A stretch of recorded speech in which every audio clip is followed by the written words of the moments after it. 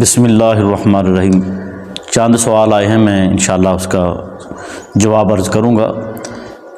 پہلا سوال ہے کہ اعتکاف کرنے کی فضیلت کیا ہے؟ اعتکاف کی بڑی فضیلت آئی ہے۔ حضرت علی المرتضیٰ شیر خدا رضی اللہ تعالیٰ عنہ ارشاد فرماتے ہیں کہ نبیوں کے سردار نے ارشاد فرمایا، جو 10 دنوں کا اعتکاف کرتا ہے اللہ تعالیٰ اس کو 2 حج 2 عمروں کا ثواب عطا فرماتا ہے۔ دوسرا سوال کیا کہ کیا عورتیں اعتکاف کر سکتی ہیں؟ جی بالکل، عورتیں اعتکاف اپنے گھر میں کر سکتی ہیں، مسجد بیت یعنی جو نماز کے لیے مخصوص جگہ کر لی ہے وہاں اعتکاف کر سکتی ہے۔ اور سوال کیا کہ اعتکاف کی کتنی قسمیں ہیں؟ اعتکاف کی 3 قسمیں ہیں: اعتکاف واجب، اعتکاف سنت، اعتکاف نفل۔ جی سوال ہے کہ اعتکاف سنت کس وقت بیٹھنا چاہیے؟ یعنی کہ 20ویں روزے غروب آفتاب سے پہلے۔ اعتکاف میں منہ چھپانا کیا ضروری ہے؟ جی اعتکاف میں منہ چھپانا ضروری نہیں، جیسے عموماً مسجدوں میں دیکھے کہ لوگ منہ اپنا چھپاتے ہیں، تو جو اعتکاف میں بیٹھا ہے اس کو ضروری نہیں ہے کہ منہ اپنا چھپائے۔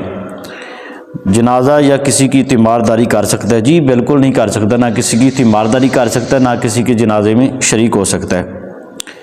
اعتکاف والا اذان پڑھ سکتا ہے؟ جی بالکل، جو اعتکاف میں بیٹھا ہے وہ اذان پڑھ سکتا ہے، نعت شریف پڑھ سکتا ہے، نبی پاک صلی اللہ علیہ وسلم کا فرمان جو ہے وہ سنا سکتا ہے۔ نابالغ اعتکاف کر سکتا ہے؟ جی جو تمیز رکھتا ہوں، جو سمجھدار ہے وہ اعتکاف کر سکتا ہے۔ اعتکاف کی نیت یہ ہے کہ اللہ کی یہ نیت کرنی چاہیے کہ اللہ کی رضا کے لیے رمضان المبارک کے آخری عشرے کے سنت اعتکاف کی نیت کرتا ہوں۔